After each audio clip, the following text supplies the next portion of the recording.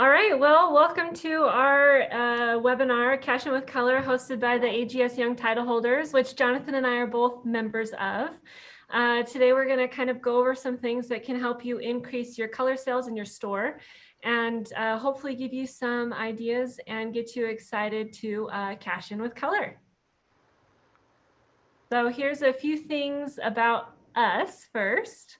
Jonathan and I met at the University of Utah, got married in 2008. So we've almost been married 12 years.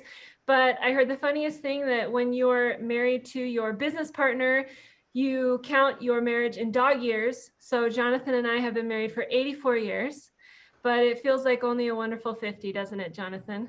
Yeah. Especially after this whole COVID crisis. We are parents to two beautiful twin girls. They're 4 and they're rambunctious and wild, and they keep us on our toes. But a little bit about my history. I wasn't raised in the industry. I was lucky enough to marry into it, lucky me. And so, like I said, Jonathan and I met at the University of Utah. I majored in biology and environmental studies with a minor in chemistry, and worked in a genetics lab for a little while before I decided that that was no fun and I wanted to be a part of the family business. So before I was allowed to join the family business, my father-in-law, Frank, said, "You need to go work retail. You need to bring something to the table here if I'm going to hire you." And so I worked retail for 2 years, and I have been with the family business since 2011. I'm the creative director and vice president of the business now, and loving what I do every day. So Jonathan Farnsworth, I'm the president of Parlay. And so I grew up in the business with my dad having started the business in '73, mining opals in Idaho. I graduated from University of Utah with a degree in marketing. I started out on the road being a road warrior, traveling most of Michigan, Indiana, Ohio, Western New York, Western Pennsylvania, West Virginia, and Northern Kentucky. So I have traveled to jewelry stores in all 50 states, and as well as Canada and the Caribbean.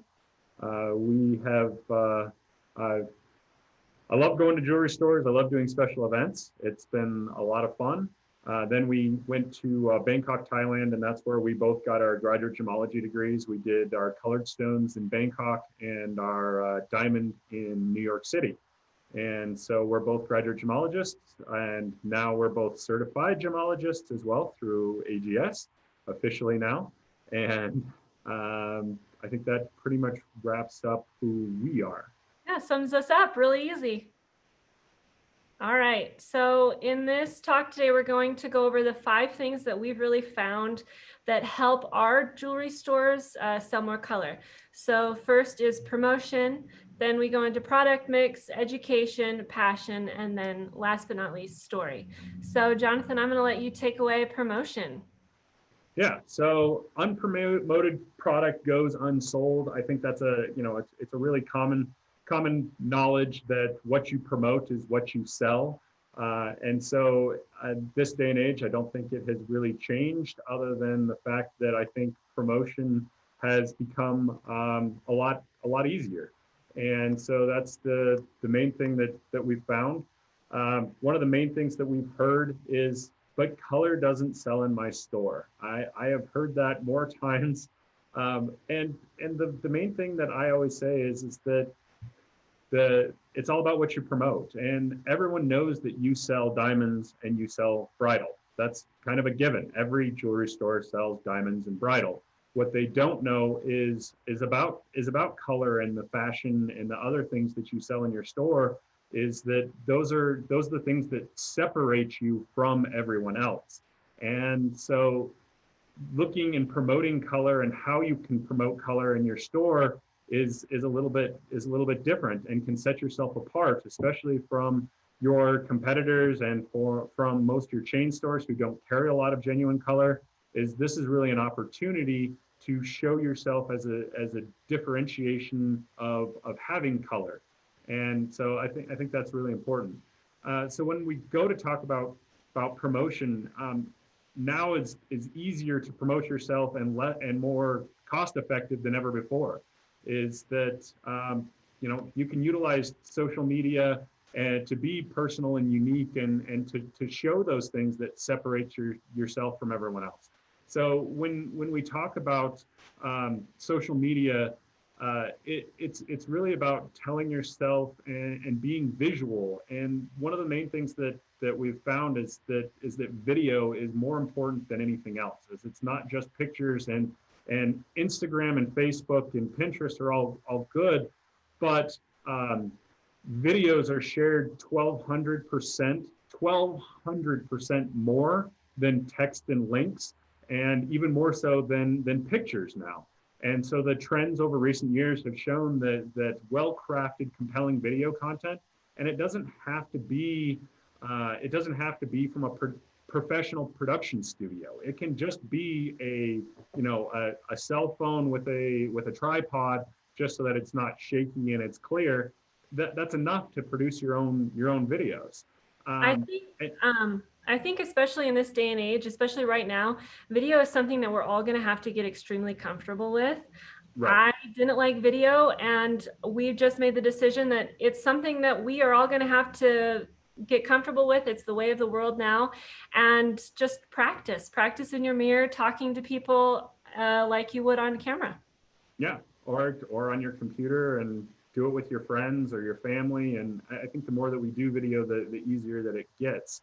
Yeah, And one of so the Oh, one of the other important things when we're talking about social media and we're talking about images that we do display on social media is there needs to be a human element to that. Our posts that you might not see the whole face, but you can see skin and you can see somebody wearing the jewelry perform a lot better than posts that we do with just maybe a single ring or a ring on a white background. So you really need to be coming up and adding that human element to the jewelry in your social media posts. yeah, and another in doing some research on social media is that 84% of consumers expect stores to create their own content. Is that what to get the engagement up? They want to see content that is self-created and through storytelling and useful solutions, and that's entertaining. That's what they want to see. Um, and then another thing that I found interesting that I didn't realize is that YouTube mobile ads receive viewer attention 83% of the time. And this is something that I think that people haven't really thought about as much about advertising on YouTube, is that versus a TV commercial gets about 45% of attention. So it just, TV commercials just don't do the same good as what YouTube can now. And so Stephanie, who manages all of our social media accounts, went to a conference in February where they just basically talked all about YouTube. I mean, this is streaming live on YouTube right now. YouTube is kind of where people are going right now at the moment. And I know it's hard to add another element onto your already heavy list of different social media things, but you really should be looking into YouTube. And there's no reason that you can't do an Instagram live and then post it up on YouTube as well, or do a video that you share on Instagram or Facebook, and then it also gets uploaded to YouTube. So it's just another thing to kind of look at when you're trying to build your brand and also build your color story. absolutely, absolutely. And they've got really robust advertising tools that can help you analyze your target audience and reach the most valuable potential customers. And so it's really a great place for you to create your own online ads and really be able to make things that are unique and unique content. So I think trunk shows and special events have always been really, really good and very popular for color. And I don't think now is changing that, even with the way times are right now, is that I think trunk shows can be even more important. And so that's where I think we need to get really comfortable again, like we said on video, is that doing video special events, whether that's the vendor sending in product and having the product available for the person to see it in the store, and then having the vendor talk to them electronically, whether it's having you online doing, showing what's new and what's unique and what's different, is that I talk about unboxing videos. Unboxing videos have gone through a really big stage. And so what about having one of your salespeople sit down with your inventory manager when they get a new package or a new order in and showing what's coming in right as you're unboxing the thing. This is the latest. This is the latest product from Parlay, and what do we have? Oh, the first piece is, and it's that excitement. It's something that simple, but also really gaining the excitement of what's new to come into the store, I think is really exciting for consumers to see. And so I think unboxing videos, I think, even short little educational things like, once a month, talking about a different gemstone, whatever that you can call it, your gemstone of the month, and talking about, we're going to talk all about rubies this month, and then, bring in an expert from one of your vendors, or pick one of your sales team to really focus on that gemstone, and come up with some cool and unique and different stories, and let people ask questions. So trunk shows and special events don't have to be these big, huge productions anymore. They can be really simple and really fun, and you can mostly, that's the main thing, is just having fun with it. The next thing is gem education within your community. Is that I think this is something that was done a lot more with like Rotary groups and that kind of thing. But we have some jewelers that have done some really cool things. We have one jeweler that's gone to grade schools and brought different mineral and gemstone specimens and passed them around for the kids. And I think that this is a great way for them to go home and say and talk about what they've seen and get their parents excited about color and learning more about color. Yeah. What's that? Teach them to love color young. Yeah, teach them. Yeah, we got to create these collectors really young. Is the kids tend to pick up rocks off the ground. I don't know if our kids are extra special that way, but everywhere they go, they pick up treasures on walks and that kind of stuff. It's like we got to get back to that idea of that organic picking things up and playing with things that come out of the ground. And I think it's really important to always have things that have your logo on them and that have your name on them. Kids aren't going to remember the name of your store if you say it once, but if you wear it on your logo, they're much more likely to remember it. I have a store in Oklahoma that actually passes out T-shirts and sweatshirts, and then if he sees them on the street wearing it, he'll give them like a $10 bill or a $5 bill and say, "Thanks for promoting my store." So I think that was kind of a cool idea. What our local jeweler here has done is we have a university, Idaho State University here, and he's been offering continuing education courses on different gemstones. So I think he started with diamonds. We have no judgment against that, but it has sold out, or it's a free course, but it's filled up 3 separate times. So people are hungry for knowledge, thirsty for knowledge right now. There's no reason you can't do those via a Zoom conference and hey, tonight we're gonna have cocktails with Brecken and talk about emeralds or talk about opals, and just educate your customer on what there is, because a lot of it is they don't know what's available to them. Absolutely. All right, now on to product mix. So I think this is where I get to take over and have a little fun, because I am the creative director here. But going forward and looking at what we do, we used to offer everything. So we wanted to be everything to everybody, right? You could order 12 different sets in peridot from us, for heaven's sakes, if you wanted to.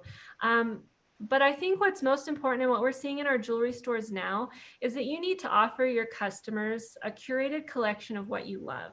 If you're not enthusiastic about an item, it's not going to sell. It's going to sit there for 2 years because nobody comes in asking for a citrine set, and then we're going to get it back on return.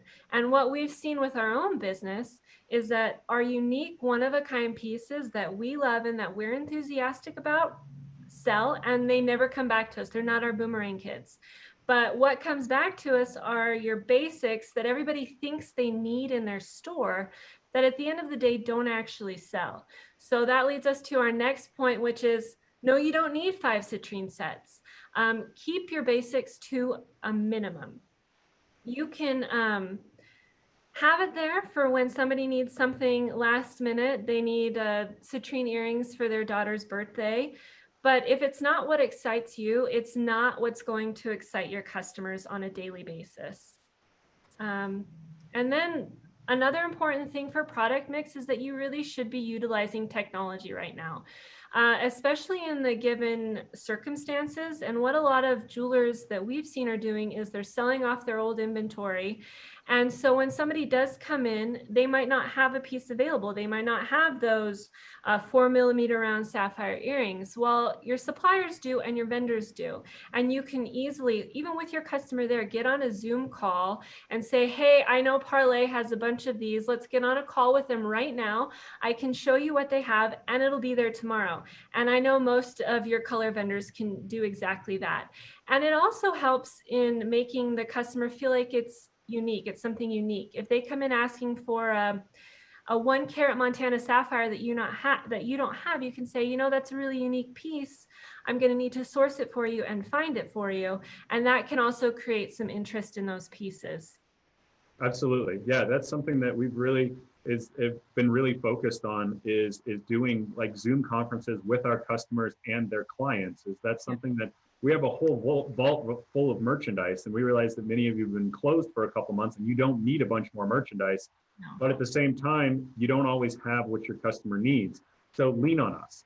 And so we've got a killer HD webcam with a macro lens that we can get really good color. It's quick, it's efficient. We all know how to use Zoom conference now. Most of your customers know how to use Zoom conferences. And so we can do it. They can look at it from home, from your store, from their work, wherever they are, so that we can narrow it down and then get it out to you and overnight it the next day. Yeah.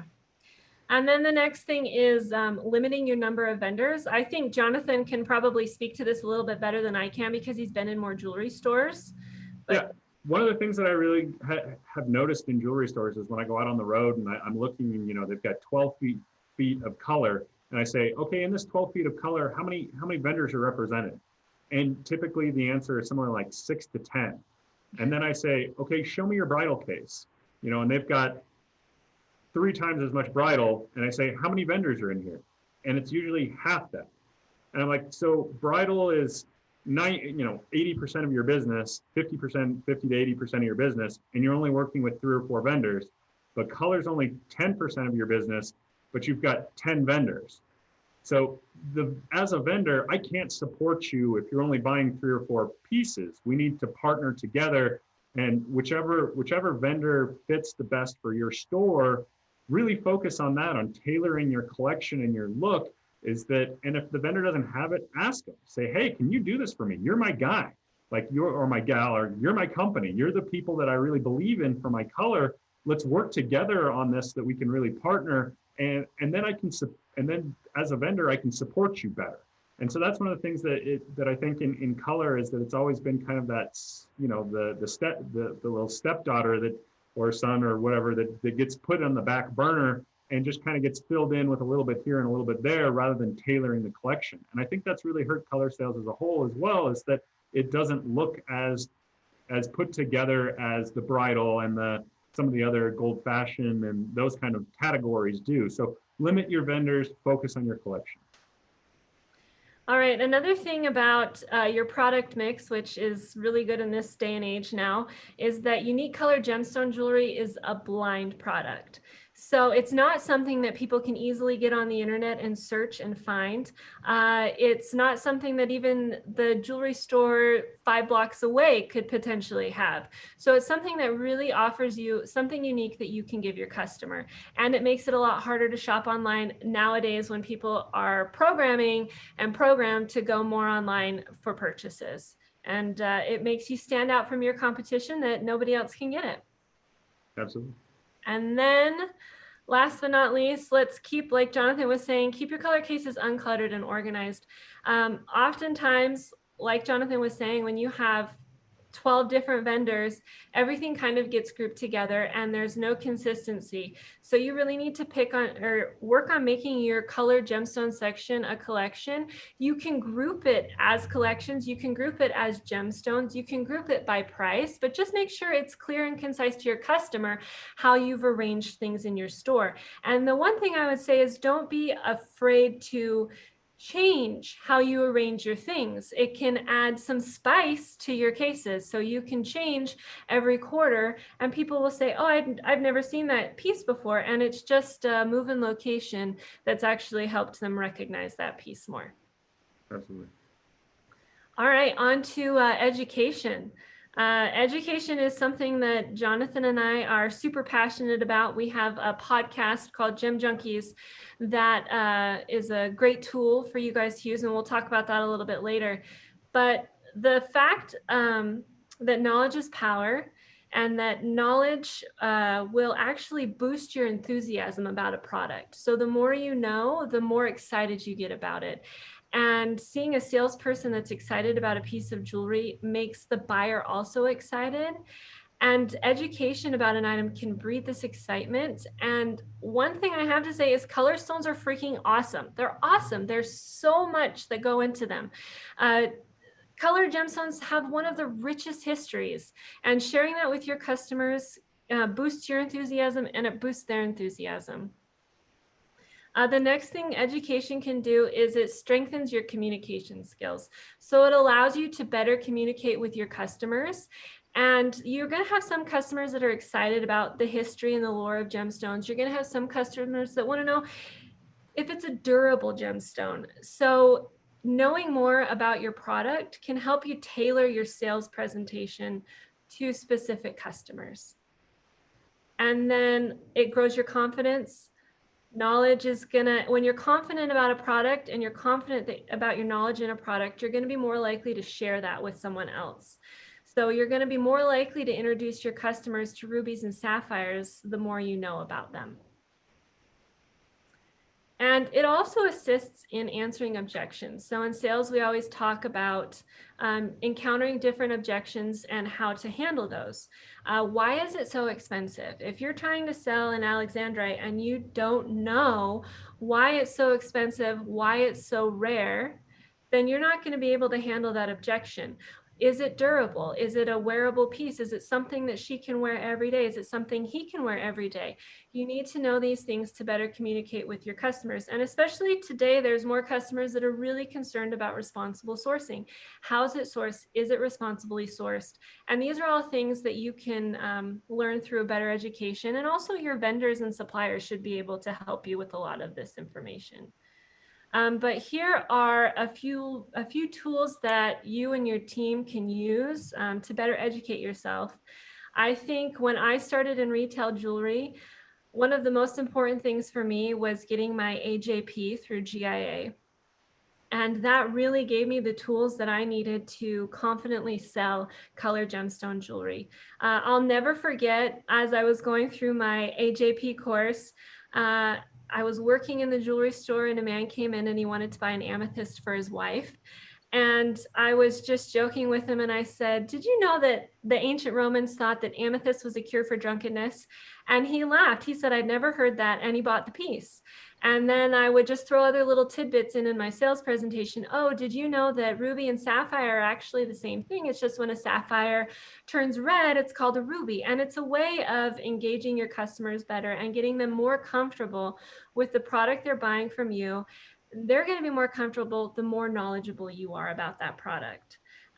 Number two, AGS. It's a great resource for everybody, especially in color. I mean, you have Conclave that has seminars daily about different colored gemstones, the current market of gemstones, and all that material is available to you. And they also have these great webinars that we're doing right now that continue the education. AGTA, they have wonderful point of sale material for their members, and they also offer free online sales courses. And Jonathan, it's unlimited, right? Right. To how many people can use it? Yeah, if you're an AGTA member, which I believe it's like $300 a year, then their online sales courses are free. So you can sign up as many of your sales associates under or your team under that too. And I think it's one of the most underutilized programs. I think it's a great for the money. I think it's fantastic. Yeah. Another is peer teaching. So this is something that we do even here. We learn about a specific gemstone, one person does, and then they're in charge of presenting that gemstone to the rest of the team. And we all know that you learn more when you have to go out and present something. So it kind of just adds in their confidence, and it also gives your other sales team members little tidbits that they can use in their sales presentations. And last on our list is our podcast, Gem Junkies. We started it, what, 2.5 years ago, Yeah, I maybe think so. 3 years ago. And it actually started with a uh, social media person that we had hired. And she said that she was looking to learn more about gemstones and that she loved to listen to podcasts. And we had, there was no podcast about colored gemstones. And she said, you guys should do one. And of course, I was like, I don't want to get on a podcast. I was told when I was in high school by my marching band instructor that I don't have a voice for radio. Like, I'm not doing this. And so she said, no, I think we should just try it. And we went down there, and our first one was talking about lotus garnet. And Jonathan and I were huddled around one microphone, just talking into this one microphone. And it's really amazing what it's blossomed into. And a lot of our retail jewelers will actually play it in the morning when they're setting up, so people can just get little tidbits of knowledge about the product that they're selling.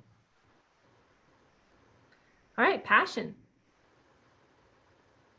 So when we ask people in the jewelry industry, and I do this at at shows, and we've done some different things, and we ask them what their favorite gemstone is. 9 out of 10 will say a colored gemstone. But if I do this when I'm doing like a special event or something and working with consumers, like 7 out of 10 will say of consumers will say diamond. Well, no wonder that 90% of the sales are diamond. It's what consumers know is that arguably the best advertising campaign of the 20th century was a diamond is forever. And it's been advertised and promoted and taught so much that consumers are comfortable with it. And so they're going to buy what they know. And so that's the biggest thing is knowing what your passion is. And so, if 9 out of 10 of people in the industry say color is their favorite gemstone, how is that passion not being passed along to the consumer? So it's pretty obvious that there's a passion. So it's all about learning to share that passion with your customers, and I think the first thing is the education step. And like I said, we were talking about with the education. Once you know a product, it's much easier to continue that passion, be able to talk about it, and to be able to share your passion for color. And so if color isn't your favorite thing, pick someone on your team that is. Pick Yeah. your color specialist that can help drive that passion to the rest of your team, the sales team. And the great thing with color is you can create lifelong collectors of color gemstones. Is that at some point in diamonds, you run out of things to sell. Is once they have big earrings and a big necklace and a big bracelet and a big ring, you run out of things to sell them. In the color world, it's never ending. And that's what makes it so interesting is that it's not just, once you get somebody started in color, they have to have all the matching pieces. And then they want to say, well, what else is there? And it really opens up a whole world to them that's never ending. Yeah, we have a store that's based in Ohio, and we were at the IJO show in early March this year. And she fell in love with a boulder opal pendant we had. It had a savorite over it, and she just loved it so much. And she said, oh, but it's just so out of my wheelhouse. It's so out of what we typically buy from you. And I said, listen, let's figure it out. So we worked out terms. She put it in her store. And as soon as they reopened after COVID, she sold it to a woman that came in and just like her fell in love with it because she had the passion. The owner of the store had the passion for the piece and loved the piece. And what happened after that was the woman said, I love it. I have to have this, but I also have to have matching earrings, a matching ring, and a matching bracelet. So that one sale turned into 4. And that's what you can do with color. You can build these collectors. I'm going to try to collect every gemstone there is in the whole world in my lifetime, but it's going to be really difficult. And so I think that's an opportunity that we're missing out on a lot, is creating collectors in colored gemstones. So if you don't have a passion for color, then maybe you have a passion for keeping your business running and have the passion for money. And that's one of the things that is also well known is that you have a higher margin in color. And that's due to the fact, like we were talking about with the product mix, is that it's blind. Is that, Yeah. especially in unique color, every piece is different, every piece is unique. and that consumers can't shop it and don't know exactly what it costs. And so it's definitely gives you the opportunity to create a little bit more margin right now when we all know that we need it. Yeah, we don't have the competition with a lot of the online marketplaces like you do in diamonds or in fashion diamond. And so that really allows you to ask the margins that you want and get them because people can't shop. So, all right, last but not least, story. And I think that during this whole thing and listening to all the webinars that we've all been listening to during this crisis, story, it all boils down to story. Consumers want a story. And the best thing about colored gemstones is they all have a rich history and a unique story. One of my favorite things to mention is that colored stones have been loved for millennia. And diamonds didn't really become popular until we learned how to cut the darn things in the 15th century, 16th century. So we have a huge history of people loving and assigning properties, and there's all this lore that goes with your colored gemstones. I mean, one of my favorite things is they used to believe that opals were eyes stolen by ogres and put into a thing, and it gives you mystical properties that can make you invisible. And I mean, there's crazy things about colored gemstones, and this is something exciting that you can share, and it's part of your story that you can add. Um, some great ways to share your story. Like we said earlier, video is king right now. We're all kind of navigating this new world, and video is going to play a huge part in that. And how we can effectively communicate our story to people through video is very important. It doesn't need to be professionally done. It doesn't need to be perfect, but it needs to be genuine, and it needs to come from a place where you're actually trying to sell your story and communicate your why. Social media, great. Please use real, like, images that you create. We want you creating your own content, and I think that's most important because your company is going to tell your story the best, right? Your jewelry store is going to tell your story the best. Why did you get into business? Why do you love this piece? What is it about this that makes you so excited? You should communicate your story during your whole sales presentation. Why you do what you do. For us, Jonathan and I, we're super passionate about giving back to Gem Legacy. And we had the opportunity to go over to Africa and visit schools. And it's become a core part, a core facet of our business. So in every sales presentation, we talk about that we give back and that it means so much to us to do it and that it's our responsibility to do it. And then another thing I'm going to throw out there is start your own podcast.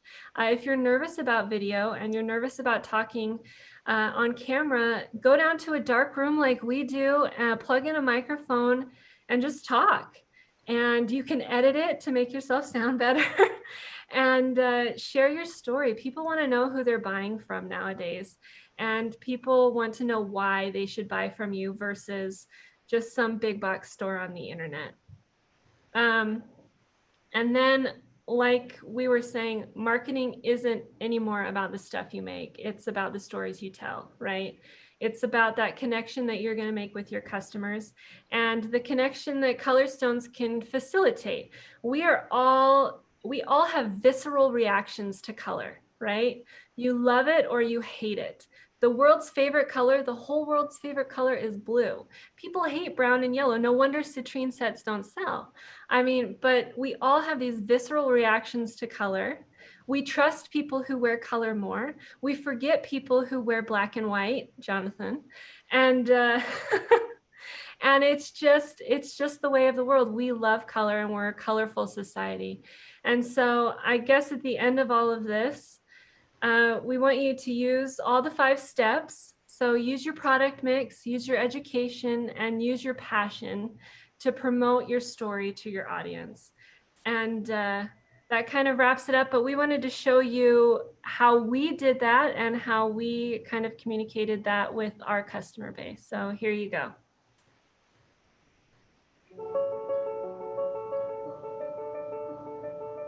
A parlay means to speak. Every stone that we purchase, every stone that we work with, we want it to speak to us.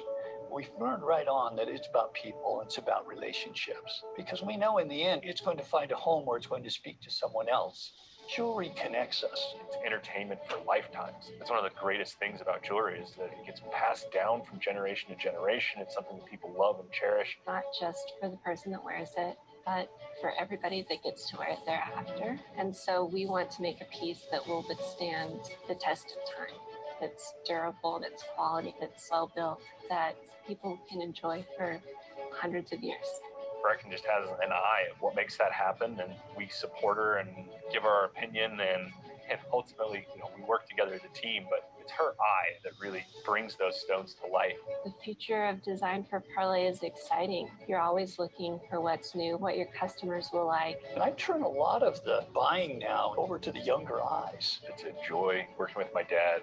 I've been really lucky to get to follow someone with that kind of experience and that kind of knowledge, and just starting from nothing. And that's something that I hardly can fathom. I was a long-haired college student. I said, gee, I like rocks. I've picked them up ever since I was a kid. Let's go opal mining. And we brought that opal back, and we went and set up a little cutting shop and realized that if we were going to go anywhere, we were going to have to make jewelry to set these stones in. And so we got involved in Australian opal, and then we got involved in ruby and sapphire, and then in emerald, and then into all of the fashion stones. It's family, so that we all have the heart in the same place. We have a pretty strong, solid relationship that allows us to explore new things, to be creative. We're together all the time. We live close together. We enjoy each other's company. I would say if there's to be a perfect transition, this must be it. We have 20-some employees in Pocatello, coworkers that I work with every day. It's all a family, and that family is important. I think that jewelry is about family, and I think it tells a family story. And I think what an honor it is to be part of that story.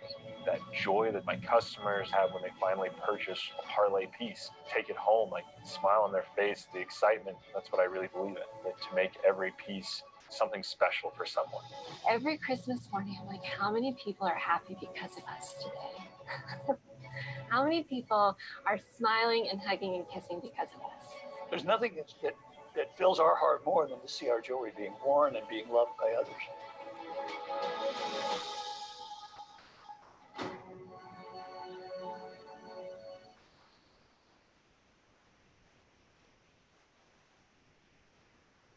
You go back to the story page, right?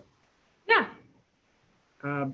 There's kind of an interesting story with that video is that we did that as an interview. We worked with Orrin Mazzoni, who did Sharing the Rough, and he asked us all different questions, and we were all in separate rooms when we did the interview, and we all he asked us different questions, and we all ended up saying the same thing. And it's kind of interesting because none of us listened to the other people's interview, but yet we ended up saying the same thing. And so if you really want to know what the story is with your team or with your store and everything like that, do interviews with each person on your team and record it. And if you really want to know what's important to your team, and ask them cool questions like, what's your favorite gemstone?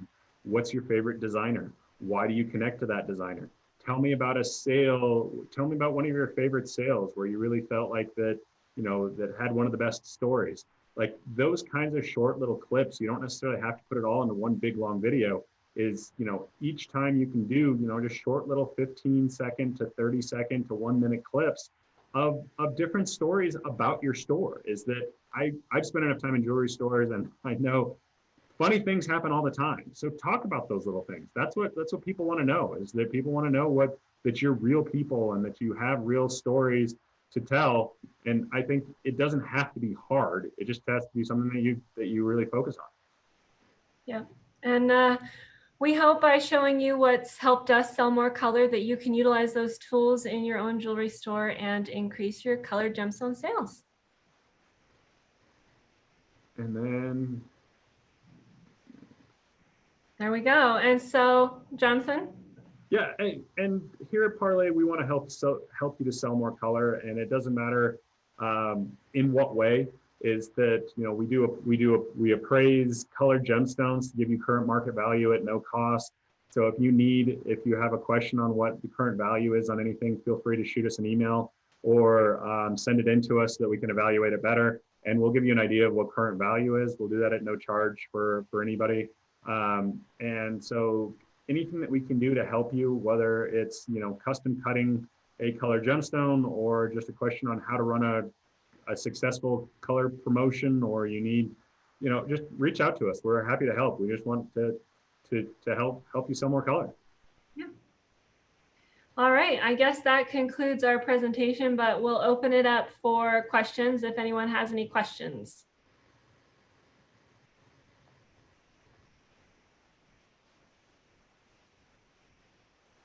I don't know how the questions work.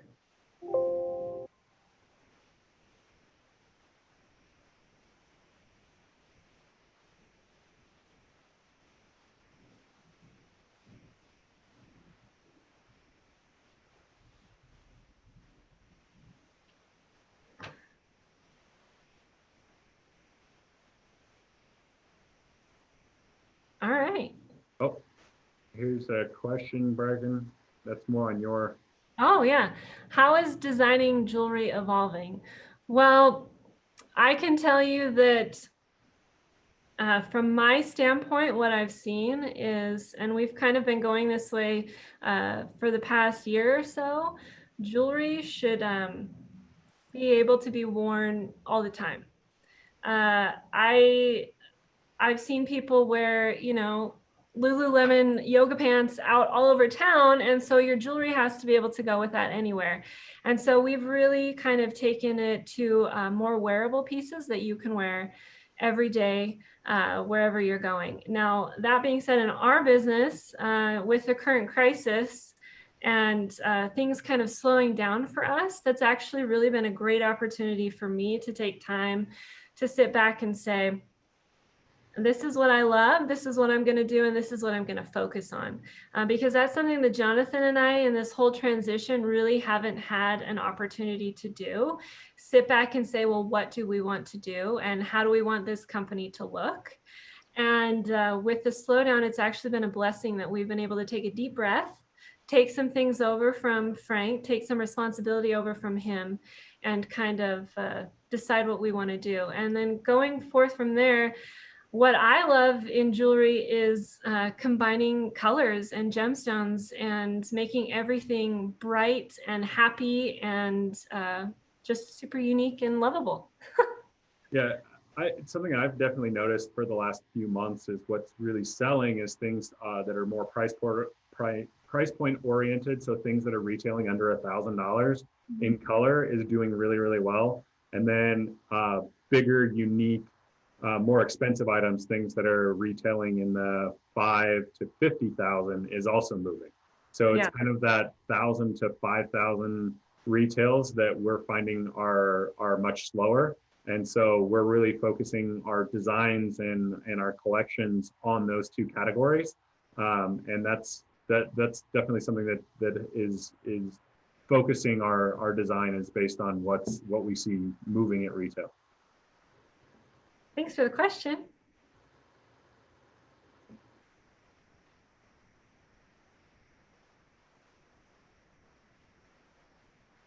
Jonathan and I are in separate rooms. We felt that was best. Oh, Angela. Hi, Angela. You said to offer a curated collection of the color pieces you love. Do you have a specific amount in the different color collections to have? I guess it does depend on the store size. It absolutely does depend on the store size, but you can start out small. We do recommend, like if you're putting in an opal collection or something like that, that you have a few different price points of pieces, but all pieces that you really do love. As far as the amount, I would suggest if you are just getting into color, keep it small. Like I said earlier, you don't need 5 citrine sets. Like, please, for the love of God, stop putting 5 citrine sets in your store. Just focus on things that excite you and things that are going to excite your customers. Yeah, even if it's only a half dozen pieces and you can't do a half dozen pieces of just opal, then put together a curated collection that would be 6 pieces that could be mixed and matched together, that the colors all kind of work together so that you could kind of mix and match, because matchy isn't necessarily in right now. So just colors that go together, and start with just a color palette that is one of your favorite color palettes, and start there, and just have pieces that could be intermixed. And, you know, like the neck mess is really in right now. So have, you know, 5 or 6 different necklaces that could all be intermixed together. And then you can add 1 pair of earrings or 2 earrings and 2 or 3 rings. So then you can have a nice little collection that can all go together without having a huge amount of money put out. Yeah, and like we were saying before, is that you really can utilize technology with this. So if you have a collection, a small collection of pieces you love, and it's mostly blues and greens, and somebody said, oh, I really love pinks or purples, no problem. I can get that in pink or purple easy, but it allows you to open up the conversation and the dialogue and see what your customers are attracted to and help them meet their needs. So.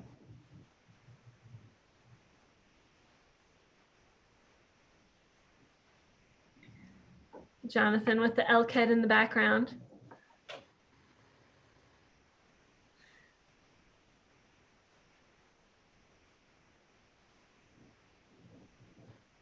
Oh, here you go, Jonathan. You want to take this one? Sure. What's your preferred way for us to ask for specific colored stone calls? Which criteria are more important to assembling something for our customers to see? Size, shape, color, budget, saturation, etc. I would say all the above. Is that the more information that you can give us, the better that we can tailor what we're sending you, especially if we don't have time to jump on and narrow it down on a video conference or something like that. The more you can give us, the more criteria, the better. Budget is especially important when it comes to color, is that, and that's the one that I know is the hardest to get.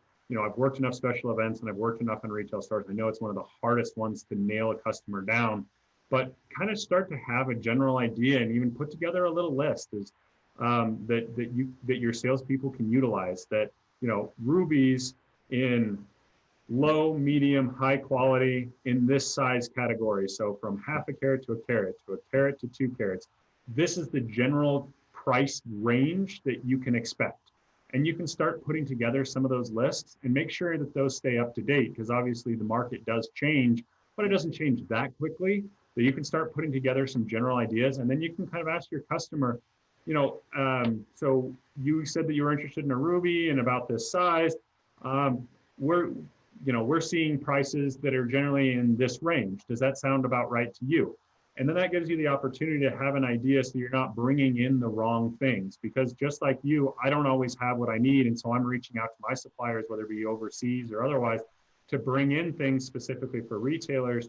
And so that gets expensive shipping things around. So if we can either narrow it down on a webcam, or we can have a pretty clear idea.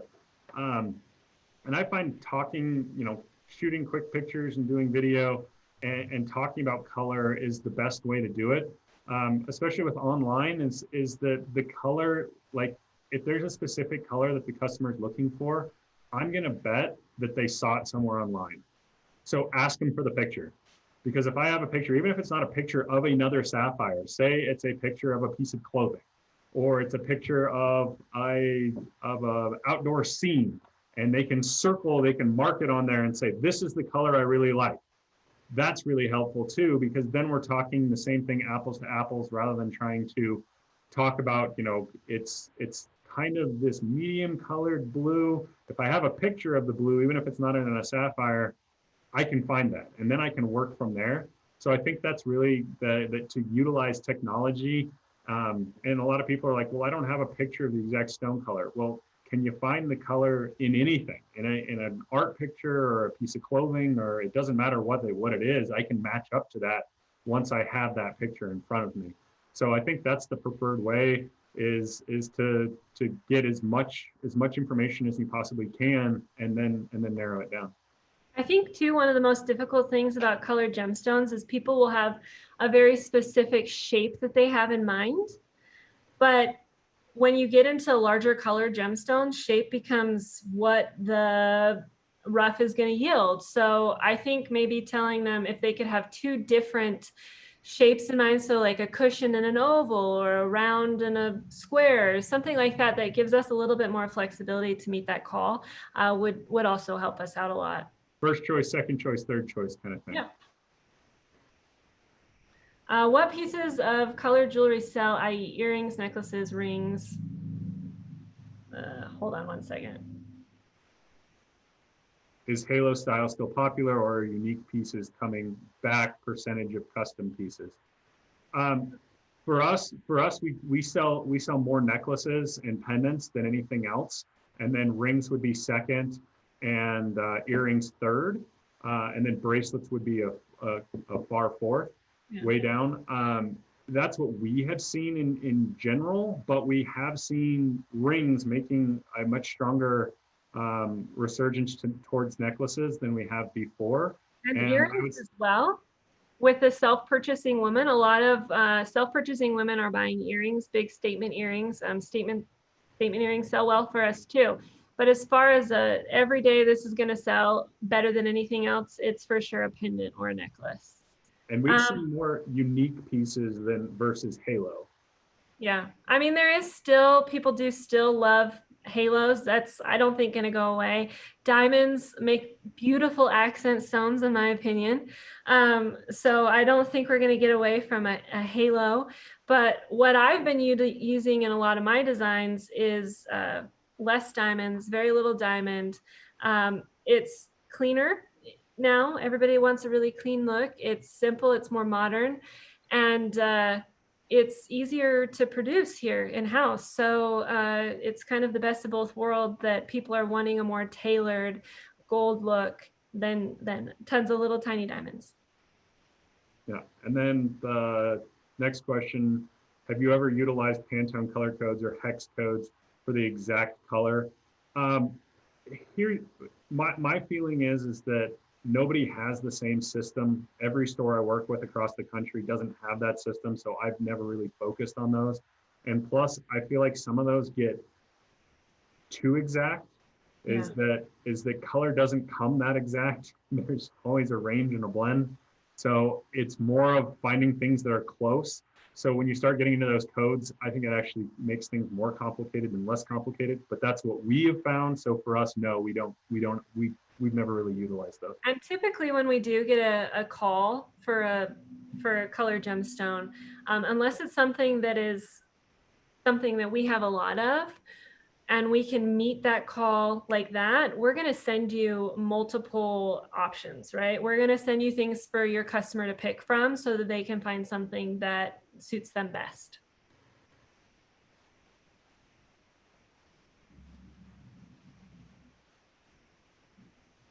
They're fun questions. Oh, we didn't answer the percentage of custom pieces. Oh, yeah. For us, custom isn't a huge part of our business. It is a part of our business, but it's not a huge part. So as a whole, it's probably less than 10% for us, as far as custom goes. But I know for some jewelers, it's a huge part. So I think that's going to depend depending on the store and depending on the region. But for us, it's not a huge percentage. Yeah, we do create some custom pieces for some of our, like if we do send out a gemstone and they want it mounted a certain way, we do that. But it's not something where we're constantly building a lot of custom things. Plus, from a designer standpoint, I prefer to do my own thing than custom, because you never really know what people expect. But when you finish a piece of jewelry and show it to somebody and they're like, oh, I love that, it's much happier. She just likes to design for herself, is I basically. do. Yeah. I like to wear everything I make. So Jonathan has a hard time selling it. Sometimes I get mad.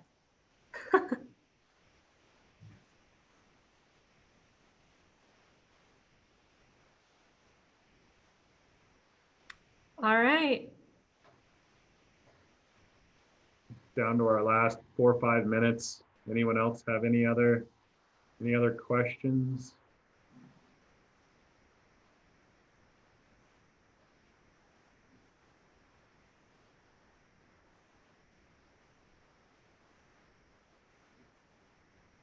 Oh.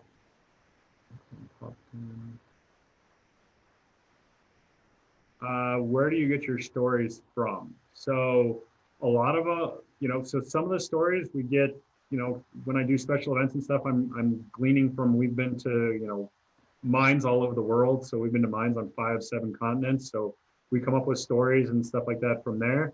But if you're talking like lore and that kind of stuff, everything from reading, there's tons of really good books on gem lore out there, as well as just searching the internet. You start typing in lore about amethyst, and you're going to get tons of search You results. get a ton of pages. Yeah, Yeah. so there's lots of information out there, but if you go to like what we come up with in Gem Junkies, we just do research from everywhere. We have several books that we look at. We look at stuff online. We look at yeah, GIA, all of our course books from GIA are a wealth of knowledge. They do Yep. sometimes go into some lore, but they also go into durability, hardness, all those other things that your customers are really going to want to know. And as far as our company story, that you kind of have to come up with on your own. Jonathan and I sat down and over closure really looked at our business. What do we want to do? What do we want to get out of this? What do we want our life to look like? And why do we get up in the morning to come to the office every day? And it took us a solid, going back and forth and kind of comparing notes with our team here. And we asked some people on our team to do it. And why do you come here every day? Why do you want to work with us? Why do you choose to do what you're doing? And I mean, we all came down to the same thing. It's all about relationships and connections. And and a for us, common passion for color. yeah, and a common passion and love for what we do. And so I think that's one of the most important things that you can do now, branding your store and telling your story, is to get down to the core of why you do what you do. Why do you get up and open your jewelry store every morning? Is it to help people? Is it because you love jewelry? Is it because you like money? Like there's all these things that you need to come down to and boil down to, and then you can actually start living your life with purpose. We all read self-help books during closure, so we're living our life with purpose over here in Pocatello, Idaho. So, but yeah, Pocatello, fun fact for everyone in the last minute, got rated one of the top 5 places to move after the COVID crisis. So we're expecting a boom in our little mountain town. But all right, you guys. Well, I think time's up now, and we want to thank you all so much for tuning in. And it's been fun teaching you about color and sharing our passion for color gemstones with you.